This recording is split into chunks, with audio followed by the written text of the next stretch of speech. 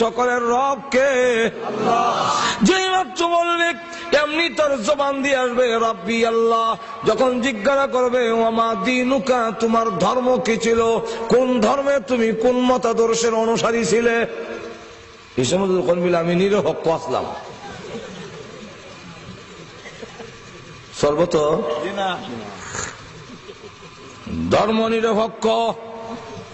ধর্মের বেলায় আমি নিরপেক্ষ মানে আমি কোন ধর্মই না। রাস্তারও কইব ওকল ধর্মের নাম শুনলাম, ইজার ধর্মের নাম তো শুনছি না, হেবিল আবার নিরপেক্ষ। হয়তো খ্রিস্টান এলে, ইহুদি নেলে, হিন্দু নেলে, বুদ্ধ, মাজুরে কণ্ঠে কিনা একটা না একটা কইতো হেদি কই নিরপেক্ষ বলে কোন পক্ষই না। এটা আবার কোন পক্ষে? এটা গায়ে না, গা বলদ না, এটা মাছ কান দিও না, পিছে দাও না, এটা আবার কোন হান্দা চেনা?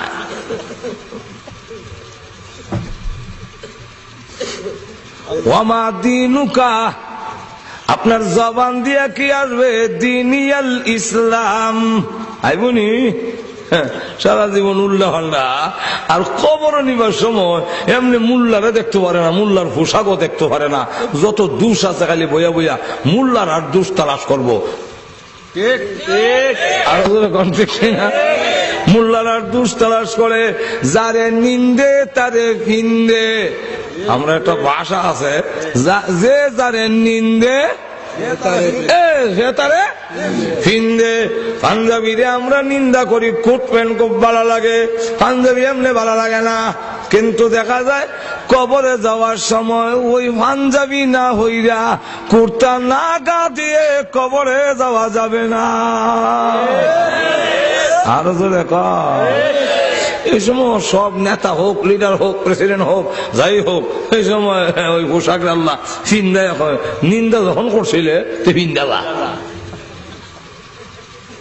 যেরকম ঠিক এরপর কবর নিবার সময় ইসলাম, আমরা এমনি ইসলামের কথা মনতে হয় না, দুই জায়গায় ইসলাম ছাড়ে না। কয় জায়গায়? এক জায়গা হইল ইলেকশন আইলে, আরো যেরকম ঠিক কিনা এই সময় দেখবেন সব ইসলাম। আওয়ামী লীগে কয় কোরআন সুন্নাহ বিরোধী আইন পাশ করব না, আর আজকে পঞ্চম সংশোধনী আইন বাতিল করে ৭২-এর সংবিধান নিয়ে আসবে। পাশ হয়ে গেছে, পাশ হয়ে গেছে, কথা বুঝছেন? বিএনপিও লেখে ইসলামী মূল্যবোধ, ইসলামের বলে মূল্য দিত, অথচ নিজেই মানে না। আর এরশাদ সাহেব জাতীয় পার্টি রাষ্ট্রীয় ধর্ম ইসলাম, রাষ্ট্রীয় ধর্ম ইসলাম, রাষ্ট্রীয় ফল হইল কাঁঠাল, রাষ্ট্রীয় ফাঁকির নাম হইল, জাতীয় ফাঁকির নাম হইল, এটার নাম দোয়েল। দোয়েল জাতীয় ফাঁকি কর আগে যেমন গাছও থাকতো, এখনো হে গাছ হইতে হে, এর দালান কোটাও হইছে না। ঠিক তেমনি ভাবে রাষ্ট্রীয় ধর্ম ইসলাম, জাতীয় ধর্মীয় ইসলাম, এটা ঘোষণার করে আগে যে অবস্থা আছিল এখনো একই অবস্থায় আছে, এটার আর কোনো উন্নতি হইছে না। যেরকম ঠিক কিনা? এরপরে আবার দেখা যায় ওই সময় স্লোগান দেয় লা ইলাহা ইল্লাল্লাহ, নৌকার মালিক তুই আল্লাহ। এরপরে দেখা যায় আবার আলোচনা কয় দানের শীষে বিসমিল্লাহ। এরপরে কইব আল্লাহ আল্লাহ বলিয়া জাল বুট দিয়া বাস করলে মু বরিয়া।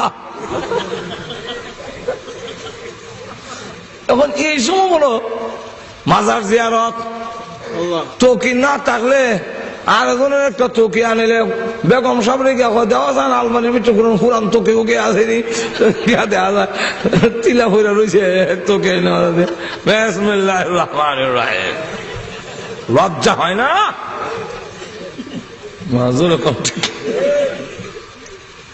শরম করা উচিত। আমাদের অসুবিধা হইতেছে অনেক তোকে দেখবেন বিসমিল্লাহ আলহামদুলিল্লাহ আউযুবিল্লাহি মিনাশ শাইতানির রাজিম যা আছে সব কইয়া এই সময় ইসলামের লেখা শাহজালালের বড় মনে হয় যেরকম ঠিক না, ঠিক না? শাহজালাল কি চাইছিল এই আকাম কুকম করবার লাগিয়া? এরপরে যাই হোক দেখবেন লইয়া যায়, আতর উতর লাগাও, কাপড় বল ভালো করে দাও, গোসল ওসল দাও।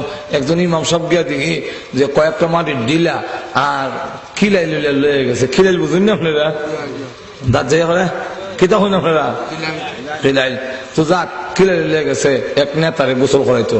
আমি যে গেলাম ইমাম সাহেব ইতান চুল এখানে ক আল্লাহ উজুর ইচ্ছা জানেন না বলে গীতা বলে বেটার ফেটো জাতা দিলে যে ময়লা বাড়ি বইটা জিলা লয়ে দিত। আমি জিতা থাকতে জিন্দিগি তো ডিলা লইছে না ওহনার ইটা তো মুচ্ছা লাভ নাই এমনি তো এতে লাভ তার হন মুচ্ছা লাভ কিটা। এরপরে আবার ভালো করে কাপড় ফলাইয়া এরপরে এবার লেহে আতর দেয়া লেহে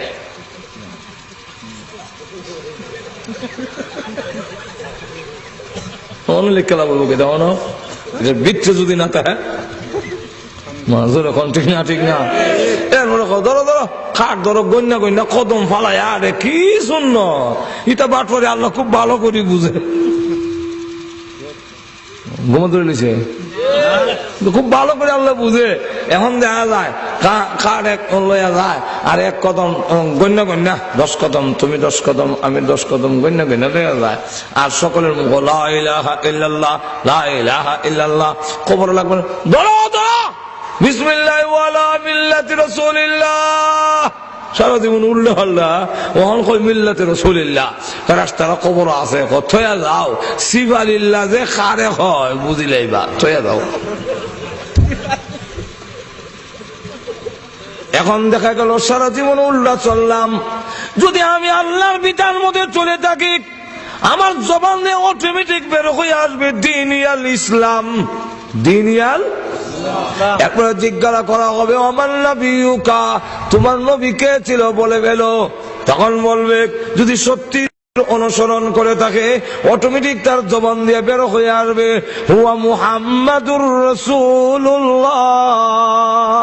এমনি আল্লাহ ডাক দিয়া বলবেন আয়ুনাদি ইউনাদি মিনাস সামা আন সাদাকা আবদি এমনি আসমান থেকে আওয়াজ আসবে হে ফেরেশতারা আন সাদাকা আবদি আমার বান্দা সত্য বলেছে ফাআফরিশুহু মিনাল জান্নাহ ওয়া আলবিসুহু মিনাল জান্নাহ ওয়াফতাহু লাহু বাবান ইলাল জান্নাহ তাকে বেহেশতের পোশাক পরাইয়া দাও বেহেশতের বিছনা বানাইয়া দাও বেহেশতের দিকে দরজা খুলে দাও।